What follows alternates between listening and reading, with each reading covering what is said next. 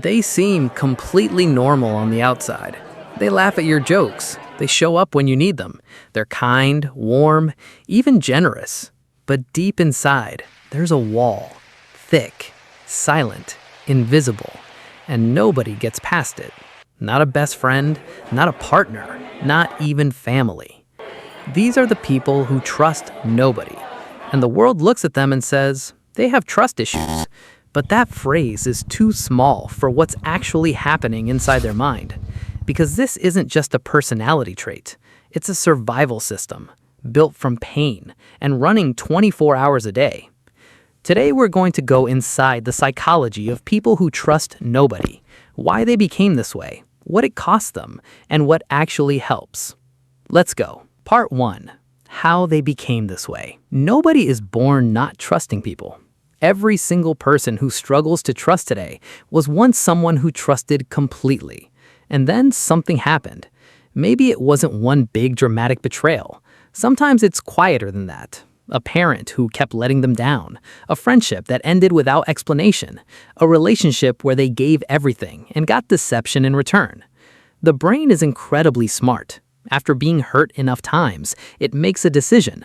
I will never be caught off guard again. In psychology, this is called defensive detachment. The mind builds emotional distance as a protection strategy, not out of coldness, out of pure self-preservation. And here's what makes it even more complicated.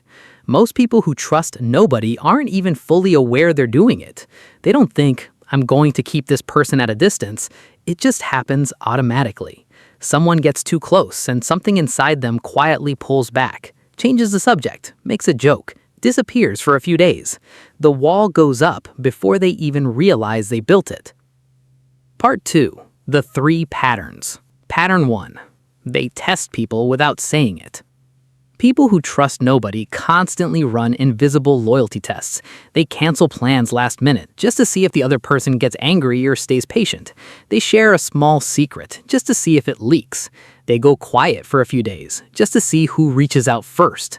They're not trying to be manipulative. They're collecting evidence, building a case, searching for proof that this person is actually safe. But the painful part is, nobody can pass a test they don't know they're taking, and eventually people get tired and leave, which only confirms what the untrusting person already believed. See? People always go. Pattern 2. They expect the worst first. When something good happens, a new friendship, a promising relationship, a kind gesture from a stranger, their first instinct is never joy. It's suspicion. What do they want from me? How long before this falls apart? Why are they being so nice?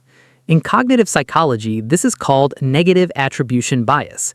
Their brain automatically assigns suspicious motives to other people's behavior, not because they want to, but because experience taught them that good things usually come with a hidden price.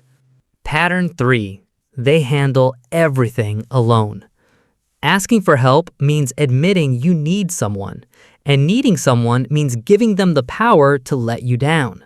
So people who trust nobody become aggressively self-sufficient.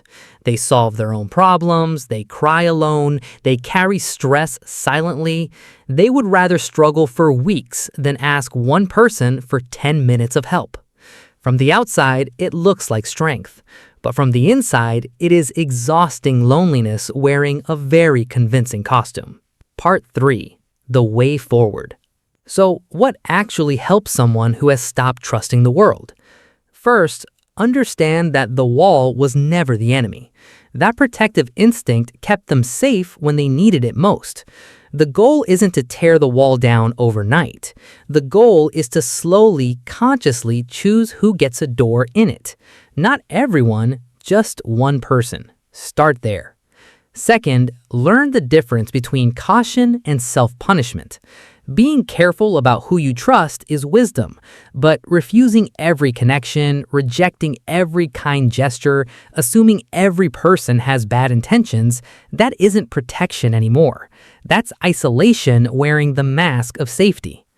Ask yourself honestly, am I protecting myself, or am I punishing myself for what someone else did? That question alone can change everything. Third, let people earn trust in small steps. Trust doesn't have to be all or nothing. You don't have to hand someone your whole heart on day one. Share something small. See how they handle it. Then share something slightly bigger. Real trust isn't built in moments, it's built in patterns. And even one person who consistently shows up, consistently keeps their word, consistently chooses you, can begin to quietly rewrite what your brain believes about people. If you are someone who trusts nobody, I want you to hear this clearly. You are not broken. You are not cold. You are not incapable of love or connection. You are someone who got hurt by the wrong people and made a completely logical decision to protect yourself.